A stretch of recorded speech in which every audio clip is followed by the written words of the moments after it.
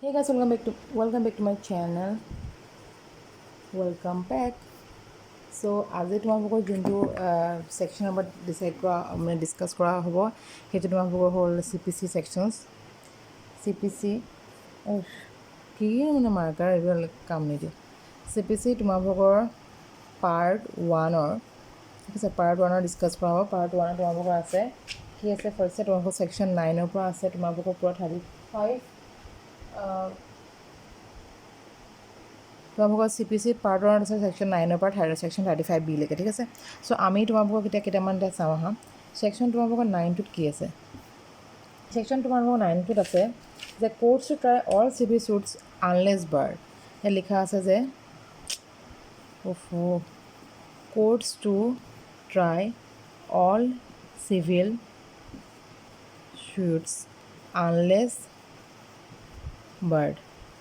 So ইয়াত তোমালোকৰ হ'ল যে তোমালোকৰ কোৰ্টে তোমালোকৰ চিভিল কোৰ্টত তোমালোকৰ বাকী এইখিনি গোটেইখিনি চিভিল হেৰি শ্বুটছখিনি যি আহিব চব তোমালোকৰ ট্ৰাই কৰিব পাৰিব যেতিয়ালৈকে সেইটো তোমালোকৰ ইমপ্লাইডলি বা তোমালোকৰ এক্সপ্ৰেছলি নহ'লে বা ইমপ্লাইডলি যদিহে বাৰ মানে বেঞ্চ মানে বাৰ যদি নহয়, কোনো যদি বাৰ নকৰে যে এইটো কৰিব নোৱাৰা বুলি, তেনেকৈ নকৰা বাকী চব চিভিল কেছেছ তোমালোকৰ ট্ৰাই কৰিব পাৰিব.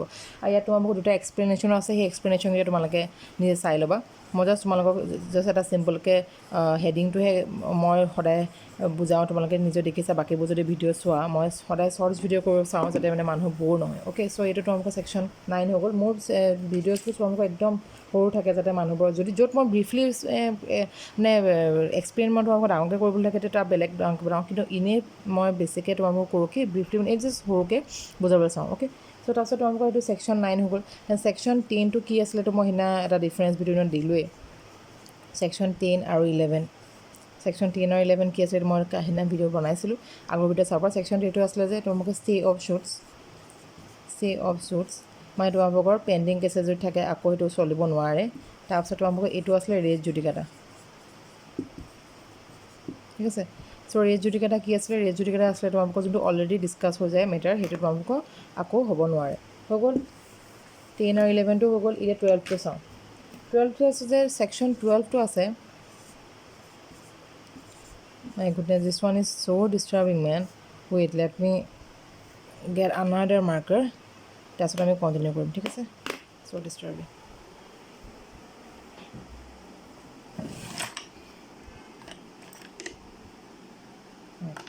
Another marker. So open section 10. Wow. Oh, sorry. 12. So ইয়াত তোমালোকৰ সেকশন 12ত কি কৈছে, সেকশন 12ত কোৱা হৈছে বাৰ টু ফাৰ্ডাৰ শ্বুট. অ'কে, তো সেকশন 12টো হ'ল বাৰ টু ফাৰ্ডাৰ শ্বুট মানে যোনটো বস্তু তোমালোকৰ অলৰেডি এইটো যিকেইটা তোমালোকৰ ইয়াত লিখা আছে where a plaintiff is precluded by rules from instituting a further suit in respect of any particular case of action cause of action he shall not be enable to institute suit in respect of such cause of action in any court to which this code applies. মানে তোমালোকৰ যোনটো তোমালোকৰ already তোমালোকৰ মানা কৰা হ'ল ঠিক আছে, মানা কৰা হ'ল কেছ, সেইটো তোমালোকৰ আকৌ আৰু চলিব কোনো কোৰ্টতে চলিব নোৱাৰে. সেইটো তোমালোকৰ হ'ল সেকশন 12. এতিয়া আমি সেকশন 13টো চাওঁ. সেকশন 13টো আছে তোমালোকৰ যে when foreign judgment not conclusive ঠিক আছে.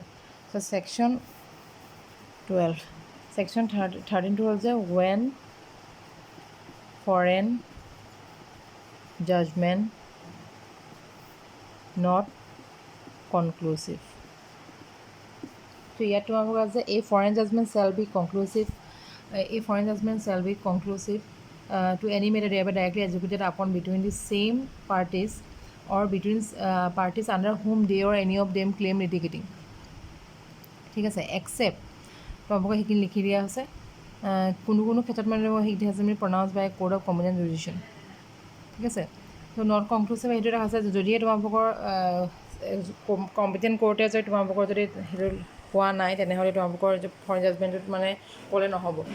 কম্পিটেণ্ট কোৰ্টে যাৰ এবিলিটি আছে যাক সেইটো হৈছে সেইটো কৰিব লাগিব, সেইখিনি কথা আছে চ' এইটো ভালকৈ তোমালোকে এবাৰ চাই ল'বা ছেকশ্যন 13টো মই ঠিক আছে মই বেলেগ এটা ভিডিঅ' অকল ছেকশ্যন 13টো বুজাবলৈ তোমালোকক বনাই দিয়া হ'ব ত' ছেকশ্যন এতিয়া আমি 14টো চাওঁ ঠিক আছে ছেকশ্যন 14টো আছে ছেকশ্যন 14টো কোৱা হৈছে যে presumption as to foreign judgment presumption as to foreign judgement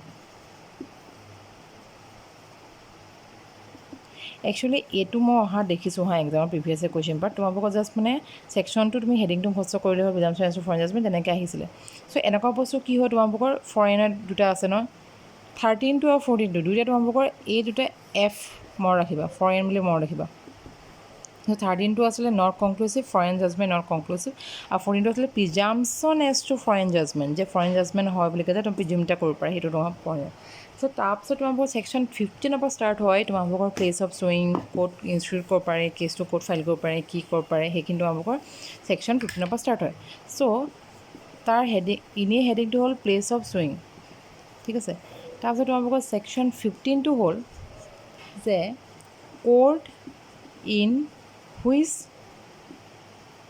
শ্বুডছ to be instituted মানে কোন কোৰ্টত তোমালোকৰ শ্বুটছখিনি ইনষ্টিটিউট কৰা হ'ব ইয়াত লিখা আছে every suit shall be instituted in the court of lowest grade competent try it ইয়াত কোৱা আছে ছেকশ্যনটো লিখা আছে কোনখন কোৰ্টত তোমালোকৰ কেছ শ্বুট হ'ব ইয়াত লিখা আছে ফাৰ্ষ্টে যাব লোৱেষ্ট গ্ৰেড কোৰ্টৰ কথা কোৱা হৈছে ঠিক আছে সেইটো হৈ গ'ল 15 সেইটো মনত ৰাখিব যে courts in which suits to be instituted সেইটো হৈ গ'ল 15 ইন হুইচ কোৰ্ট ইনষ্টিটিউট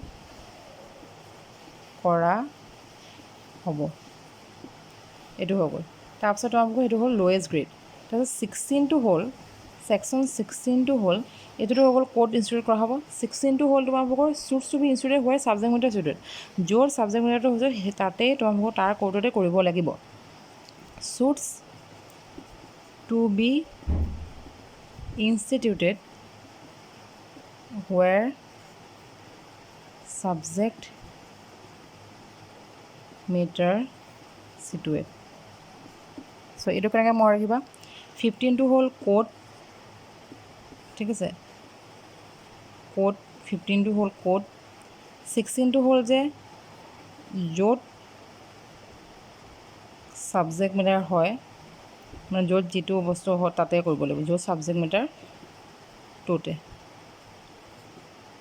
ঠিক আছে এইটো হ'ল কোৰ্ট 15টো হ'ল যে ক'ত আমি এতিয়া ফাইল কৰিম 16টো হ'ল যে য'ত কাণ্ডটো হৈছে তাতেই কৰিব লাগিব 16 তাৰপিছত তোমালোকৰ 17টো হ'ল ইয়াত লিখা আছে যেনেকৈ তোমালোকৰ 16ত লিখা আছে for the recovery of immovable property with or without rent or profits for the partition of immovable property for foreclosure sale or redemption of the case of mortgage of and charge upon immovable property for determination of any other right to or interest in immovable property for compensation for wrong of immovable property for the recovery of immovable property actually under distraint or attachment shall be instituted in the court within the local limit of whose jurisdiction the property situate within the local limits of whose jurisdiction the property situate যাৰ limit যাৰ য'ত মানে তোমালোকৰ প্ৰপাৰ্টিটো চিটুৱেট আছে যোনখন কোৰ্টৰ লিমিটৰ আণ্ডাৰত আছে সেইখন কোৰ্টতে কৰিব লাগিব provided is to be obtain relief expecting or compensation for wrong to immovable property held or on behalf of the defendant may for the relief sought can be entirely obtained through his personal obedience to institute in the court within the local limit of whose jurisdiction the property is situated এইবিলাক হৈ গ'ল explain property means property situated in India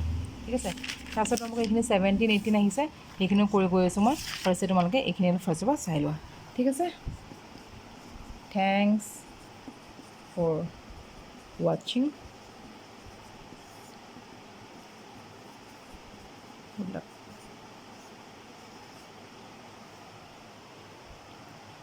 share subscribe আৰু notification বেলটো click কৰি দিবা